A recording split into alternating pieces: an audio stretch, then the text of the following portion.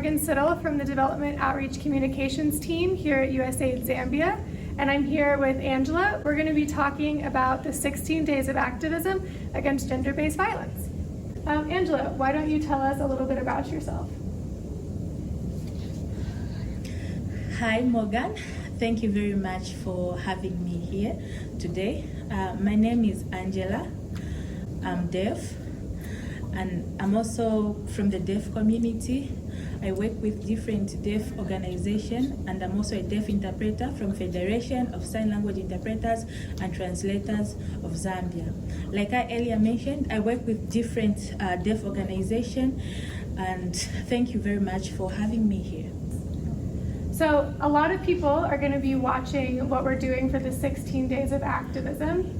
So what would be your ask to the community, the deaf community and the hearing community, to help combat GBV against people in the deaf community? So how I can reach out to the deaf community and the hearing community, how we can combat GBV.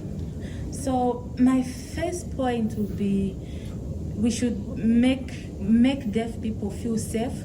They should feel free. They should have trust in their sign language interpreters whenever they are assigned as sign language interpreters. They need to have trust. So it's important to hire sign language interpreters. Through that, they will be able to open up, for example, at police stations, and also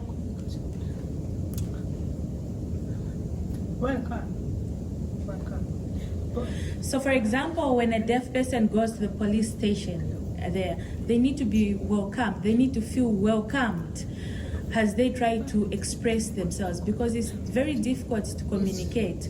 Now, if a police officer, the one who is handling a case, is patient, it can go a long way, because most of the people we deal with lack patience. So if they are patient with us, able to communicate, if they see that this one is a deaf person and at home they have been abused, it's very important for even you, the hearing, to reach out to help them. If you see that a deaf person at home is being abused, go to the police, go and report. It takes both communities to advocate for GBV. Though deaf people are still backwards when it comes to information, they do not access it. Yeah, definitely. Thank you. So if we have members of the deaf community watching this video, are there any resources that you can point them to, or any places they can go if they need help? It's important to open up, dear deaf members. It's very important to open up. Every time you are abused, you can go anywhere, at church, even at church, an elder you trust, a religious leader you trust. It's important to open up. They'll see where they can help you. It will go a long way if you open up. Thank you so much. Thank you for answering my questions. Do you have any final thoughts or parting words before we close this up? My final remarks would be to my fellow deaf friends, and also any person with disabilities, deaf people, persons with disabilities. We are one family, and we face similar challenges. So my advice to you is that please try to open up. Don't keep it yourself.